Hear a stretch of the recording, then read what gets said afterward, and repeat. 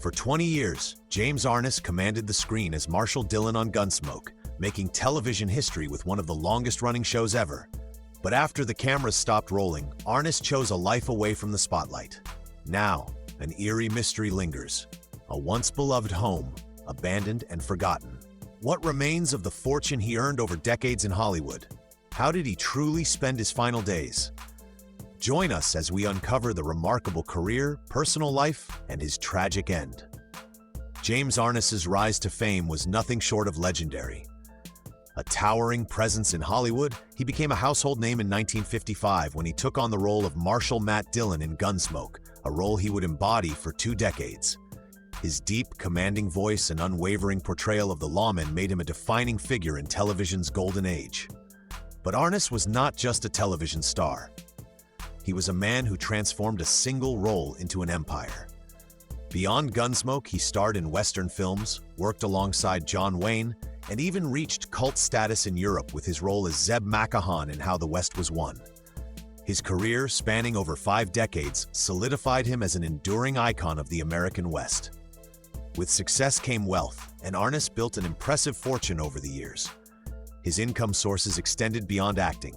Royalties from syndicated reruns of Gunsmoke, television appearances, and real estate investments helped him amass a comfortable life.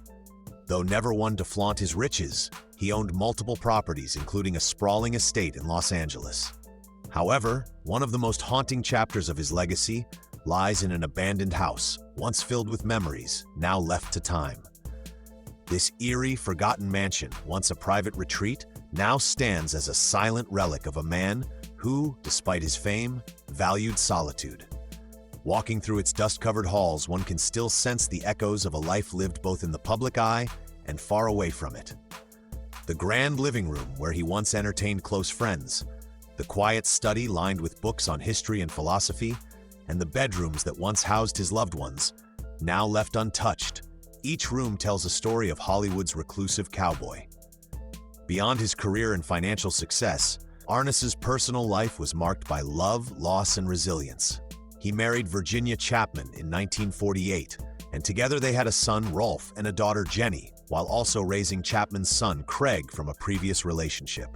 However, their marriage ended in divorce in 1963, and tragedy struck years later when Jenny, struggling with personal demons, died of an apparent overdose in 1975.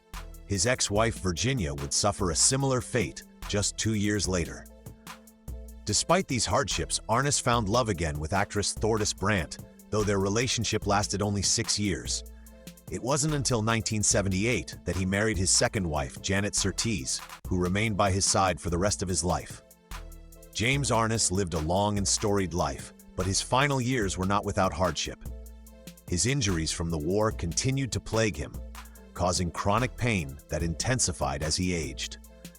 On June 3, 2011, at the age of 88, he passed away at his Brentwood home in Los Angeles from natural causes, leaving behind a legacy that continues to captivate audiences. In his final interviews, Arness reflected on his career with humility, grateful for the years spent bringing Matt Dillon to life, but never consumed by his own celebrity.